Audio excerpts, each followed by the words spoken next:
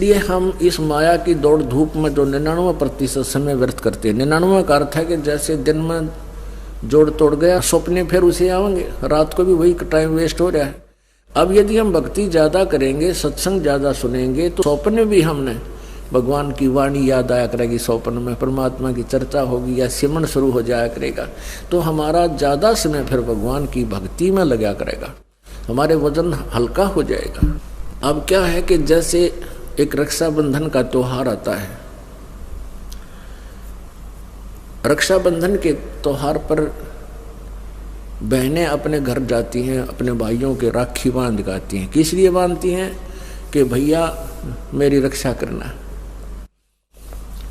पुण्यात्माओं, जो रक्षक है उसका तो हमें पता भी कोई नहीं। वैसे तो बहुत जगह ऐसी घटना घटी है। एक बहन बता रही थी कि जी मैं इस आपका उपदेश लेने से पहले अपने घर गई, अपने भाई का राखी बांधन, इकलौता भाई था। और वो क्या हुआ कि मैं घर पहुंची, 1 घंटे के बाद पता चला कि भाई दुर्घटना में मर गया। अब वो राखी रुखी तब भूल गई, टक्कर मारने द्वारा के। पुण्यात्माओं, हम यही प्रार्थना करते हैं कि हमने सारे उल्टे विपरीत रास्ते अपना लिए। अब जो हमारी भी रक्षा करे, बहन की भी रक्षा करे, भाई की भी रक्षा करे, क्यों ना हम उस परमात्मा का राखी बांध दें, यानी उसकी शरण में आ जाए, उसका उपदेश ले लें। तो उस लड़की को ज्ञान हुआ, वह नाम लेगी तो औरों को भी समझाती है कि बेकती गुरुजी जो कहे सच्ची बात है। मैं इसी उद्देश्य से गई थी, मेरा भाई मेरी रक्षा करेगा, और भाई ये ना पाया मुझे, भाई की लाश आई मेरे सामने उसी रक्षाबंधन के दिन। तो परमात्मा हमारा सबका रक्षक है, हमने इसी को राखी बांधनी चाहिए, हमें और ड्रामेबाजी की कतई आवश्यकता नहीं है। हमारा जो त्यौहार है ये सत्संग है, समागम हमारा त्यौहार है, और ये महीने में 2-2 बार होता है, 3-3 दिन का होता है। ये त्यौहार मनाओ। बाकी त्यौहार क्या है? जैसे हम दिवाली मनाते थे, उसका उद्देश्य क्या था कि श्री रामचंद्र जी सीता जी को, रावण को मारकर घर ले आए, खुशी मनाई। और जब सीता गर्भवती निकाल दी करते, वो दुख ना मनाते तुम? जब सीता जी गर्भवती थी, घर से निकाल दी, वो जब वह सीता सारा जीवन बाहर जंगल में ऋषि के आश्रम में व्यतीत किया, उसके बाद तुमने दुख ना मनाया।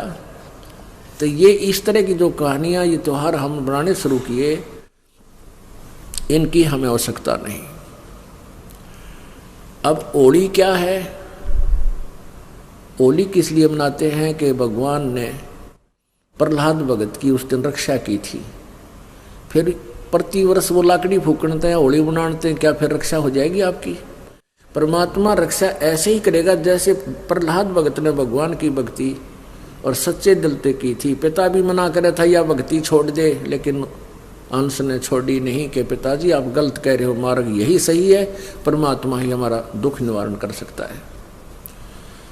इसी बात पे पिता पुत्र की बात बिगड़ गई, लेकिन प्रहलाद भक्त बीज था, उल्टा नहीं हटा और अंत में विजयी हुआ।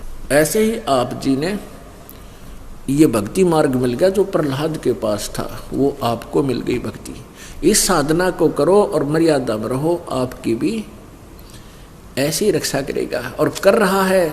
यहाँ हजारों की संख्या में ऐसे प्रमाण आपको दिखा दें जहाँ परमात्मा ने रह रह कर रक्षा की है, पल पल पर रक्षा की है।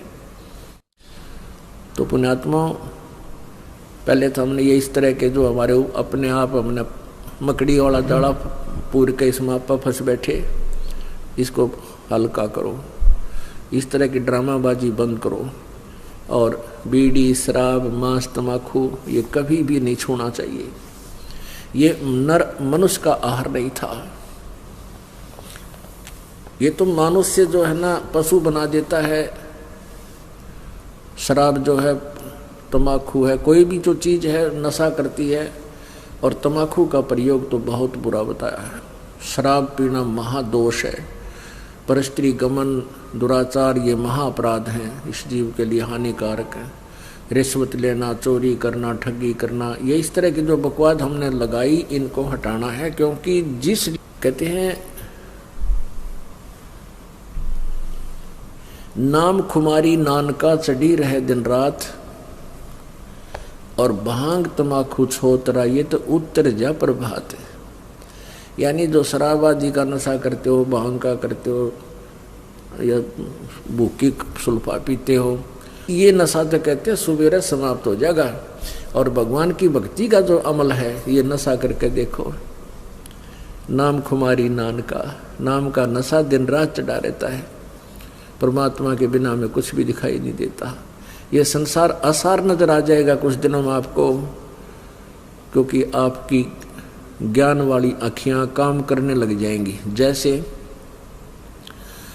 ये शरीर क्या है, इसमें हाड़, मांस और रक्त, विष्टा, पेशाब, बलगम, गंध, ये लपेट के इसके अंदर भरकर ऊपर ये चाम लपेट रखा है। इसके ऊपर ऊपर इसने जरा सा खुरच कर देख लो अंदर के क्या कुबाड़ भरा इसमें, ये पालिश कर रखी है, हमें मूर्ख बना रखा है।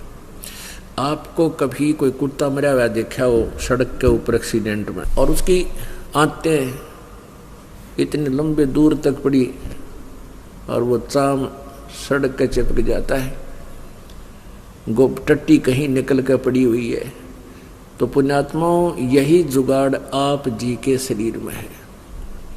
और हम इस काल ने हमारे को यहाँ इतना मूर्ख बना रखा है कि हम इसी शरीर के ऊपर लगे रहते हैं, इसके ऊपर हर तरह से श्रृंगार करने में, फंड करने में।